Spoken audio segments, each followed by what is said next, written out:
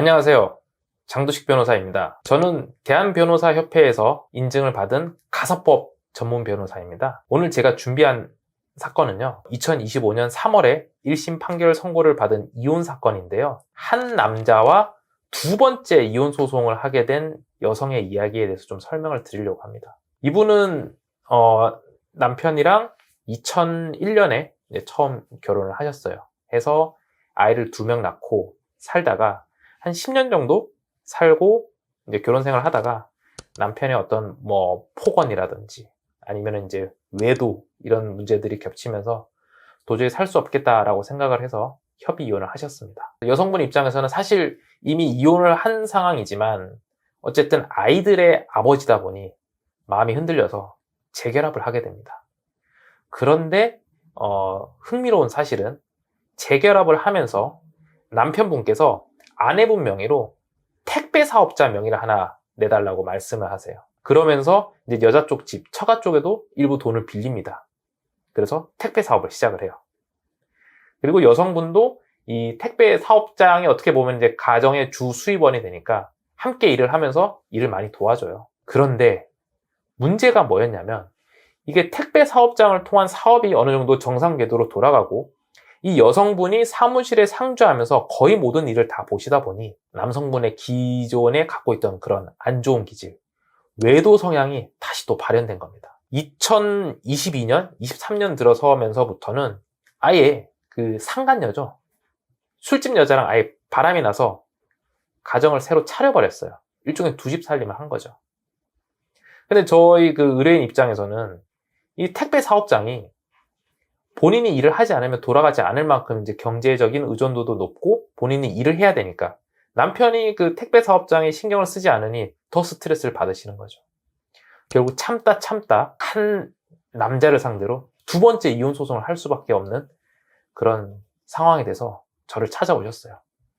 그래서 제가 제안 드린 거는 다음과 같습니다. 먼저 남편을 상대로 이혼 소송을 하시고 그 택배 사업장에서 바로 그냥 일을 하던 걸 멈추시고 더 이상 도와주지 마세요. 사업장이 망할 위기에 처해야 남편이 나타나서 본인이 그것을 수습하고 일을 할 거기 때문에 신경 쓸 필요 없다. 두 번째, 그 상간녀 상대로도 동시에 소송을 제기를 해야 됩니다.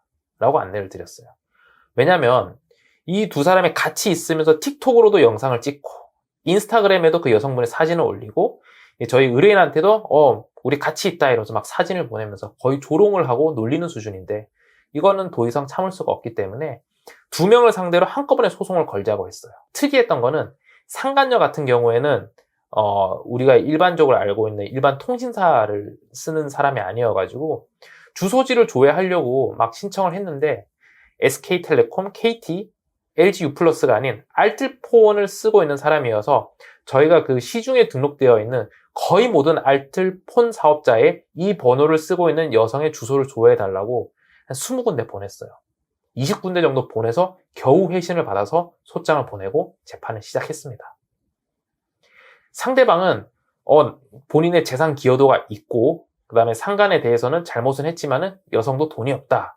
이런 식의 약간 궁색한 논리로 이제 일관했고요. 저는 남편에 대한 위자료와 재산 분할 그리고 여성에 대한 위자료 2개를 청구했습니다. 그래서 재판부에서는 1심 판결에서 이 여성분의 이혼 청구도 받아들이고 재산 분할 청구도 일부 받아들이고 위자료 청구도 받아들였어요. 그런데 흥미로운 건 이 두 사람을 대리하고 있는 상대방 변호사는 한 명이에요. 그 사람도 동일한 사람인데 상간 소송에서 다음과 같은 주장을 합니다. 제가 위자료에서 이혼 소송에서 3천만 원 청구하고 상간 소송에서도 위자료를 3천만 원 청구했어요. 그랬더니 그 상대방 변호사가 상간 소송에 나와서 하는 얘기가 뭐냐면 이 상간 소송에서 이 남편과 이 상간녀가 공동으로 위자료를 부담할 수 있게 판결을 내려주십시오 라고 얘기를 했습니다. 이게 무슨 얘기냐면 남편 상대로 위자료를 받고 이 위자료가 있으면은 상간녀 상대로 위자료를 했던 거는 어떻게 보면 이중지급이 될 수 있다는 거예요. 제가 상간 소송을 하게 돼서 만약에 상간녀가 저희 의뢰인한테 3천만 원을 주게 되면 이론적으로는 이 상간녀는 남편한테 또 소송을 할 수 있어요.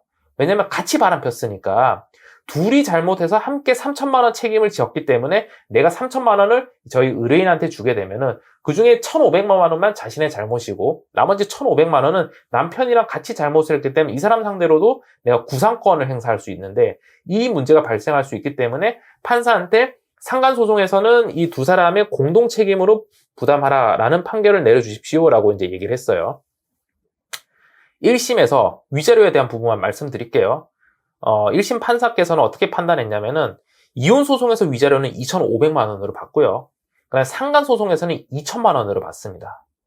이렇게 되면 이론상 2,500만 원은 여기 이혼 소송의 남편한테 다 청구를 할 수 있게 되는 거고 나머지 상간 소송의 2천만 원은 이 상간녀랑 남편이 합쳐서 또 부담을 하라는 형태로 나오기 때문에 이 지급해야 되는 위자료가 4,500만 원이냐 혹은 최대 2,500만 원으로 끝나는 거에 대한 다툼이 있을 수 있어요.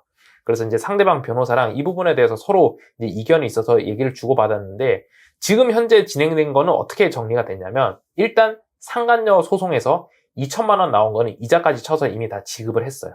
그럼 상간녀에 대한 부분은 없어졌고 이 상간녀가 저희 의뢰인한테 지급했던 2천만 원 영수증을 이제 이혼 소송 그 2심에 이혼 소송은 2심을 했어요. 상대방이 항소를 해서 5월 달에 이제 그 변론기일이 지정되어 있는 상황이고요. 상대방이 내가 이미 상간소송에서 공동으로 2천만 원 지급하라는 그 판결문에 따라서 2천만 원을 줬기 때문에 1심에서 위자료로 남편한테 인정된 2,500만 원에서 이게 항소심에서 올라왔을 때 이미 상간소송에서 2천만 원 준 거를 인정을 해서 2,500만 원보다 감액해서 위자료를 인정해 주십시오라는 형태로 증거로 이렇게 제출을 됐어요. 그러면 재판부에서는 변론 전체의 취지를 따져봤을 때 위자료가 2,500만 원으로 1심에서 인정이 됐지만 공동불법 행위로 상간소송에서 지급된 금액이 있기 때문에 그 부분을 참작을 해서 금액을 약간 줄여주긴 할 겁니다. 그래서 나중에 항소심 끝났을 때 위자료가 어느 정도로 책정됐는지는 제가 그 사건 2심 끝나면 다시 한번 말씀드릴게요. 그래서 이 사건에서는 위자료 그리고 재산 분할로 올라왔던 부분에 대해서 남편분이 다투겠다고 항소를 하셨어요. 저희 의뢰인께서는 너무 힘들어 하시죠. 아니 본인이 잘못해서 같은 사람한테 지금 이혼을 2번 당하는 건데 그 뻔뻔한 것도 모자라서 항소까지 하느냐. 어쨌든 상대방 입장에서는 이 돈을 이중 지급해야 되는 리스크가 있기 때문에 항소를 할 실의가 있다고 생각이 들긴 했어요.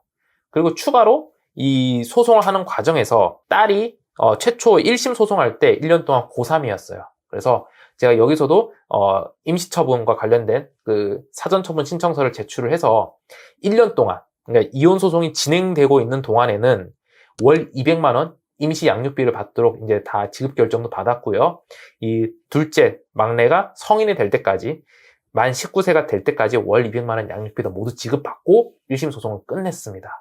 이처럼 이혼 소송과 상간 소송을 진행을 할 때 동시에 진행을 해야 되는지 위자료 청구를 어떻게 해야 되는지 그 판결금 지급을 어떻게 할 것이며 일부 항소를 할 건지 전체 다 다툴 건지 굉장히 디테일한 쟁점이 있습니다.